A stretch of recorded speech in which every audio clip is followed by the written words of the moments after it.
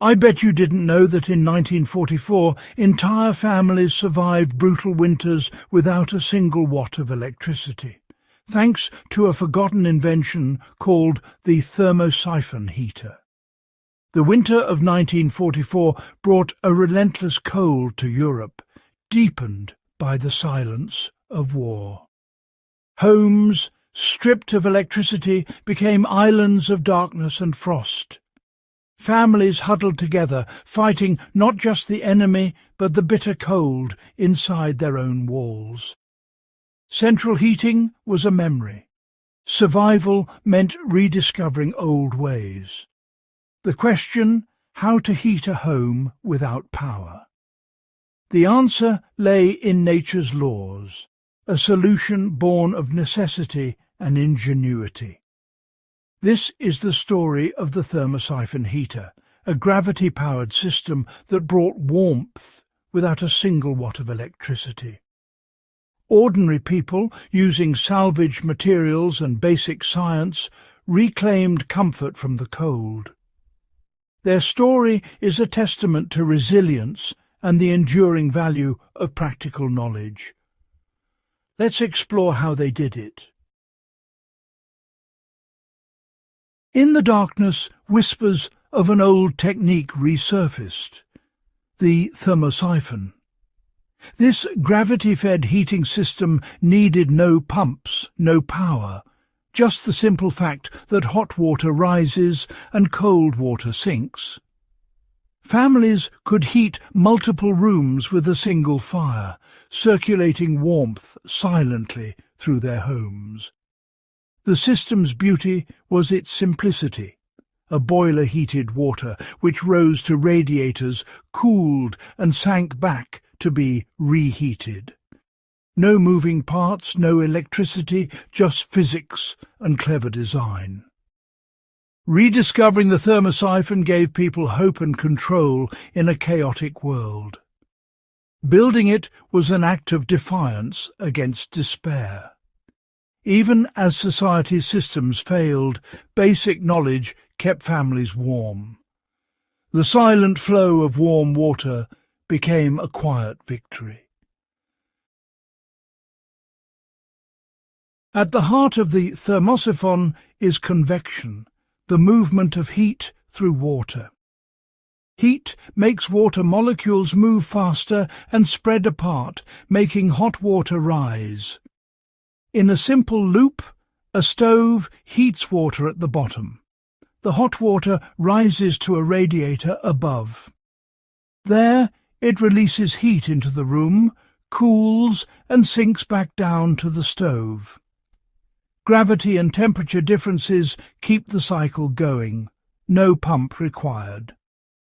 The greater the height between the stove and radiator, the stronger the flow. That's why stoves were placed in basements, radiators above.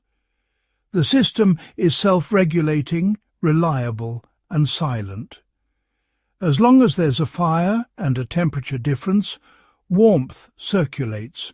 It's a perfect example of harnessing nature's laws for survival. No noise, no breakdowns, just steady, dependable heat.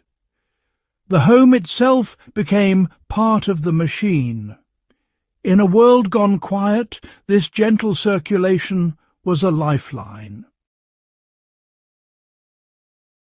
Building a Thermosiphon in 1944 meant scavenging and improvising. Copper pipe was rare, so people salvaged iron or steel from ruins.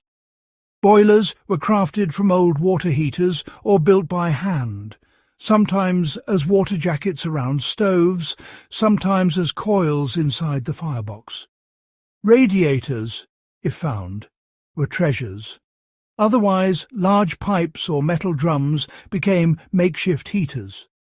Every scrap of metal was precious. Tools were basic: hand drills, hacksaws, pipe wrenches. Joints were sealed with hemp and paste. Leaks were not an option. Installing these systems took patience, planning, and a deep understanding of materials. Each heater was a unique creation, born from necessity and ingenuity. These builders weren't just surviving, they were engineering comfort from chaos. Their work was a testament to human resourcefulness. From rubble, they built warmth. The secret to a working thermosiphon was in the pipework. Large diameter pipes, at least an inch wide, were essential for easy flow. Every pipe needed a gentle, continuous slope, up from the boiler to the radiators, down on the return. Even a small dip could trap air and stop the system. The greater the vertical distance between boiler and radiator, the better the circulation. Pipes often snaked through walls and floors, carefully planned for smooth flow. No computers or gauges, just eyes, a spirit level, and understanding. Installing these pipes was a craft, a negotiation with gravity itself. Done right, the result was silent, reliable warmth.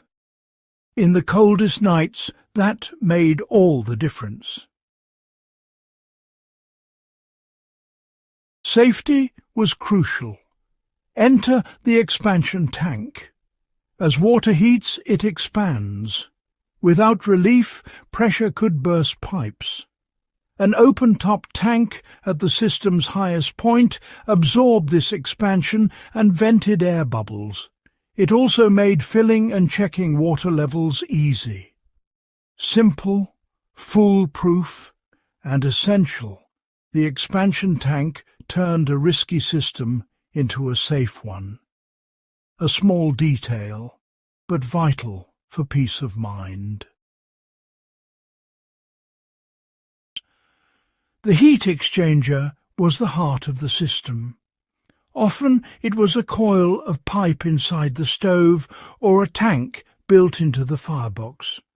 The goal, expose as much water as possible to the hottest part of the fire. Copper was best, but iron and steel were more common and durable. Some used back boilers, tanks forming part of the fire's wall, capturing heat that would otherwise escape. Whatever the design, the principle was the same. Transfer fire's energy into water, quickly and efficiently. Every bit of heat mattered when fuel was scarce. The heat exchanger made the most of every flame. It was the engine that kept the cycle and the family warm. The Thermosiphon heater is more than history. It's a lesson in resilience and self-reliance. Modern systems are powerful but fragile, dependent on grids and electronics. The Thermosiphon, by contrast, is simple, reliable and independent. Its only moving part is water, driven by nature's laws. Knowing how to build such a system is true preparedness. It's a reminder, when complexity fails, basic knowledge endures. The spirit of 1944, seeing solutions in scrap, applying science with your own hands, remains vital. What other forgotten skills could serve us today? The Thermosiphon invites us to learn, experiment, and share practical knowledge. In uncertain times, understanding how the world works and how to build warmth from nothing is our greatest resource.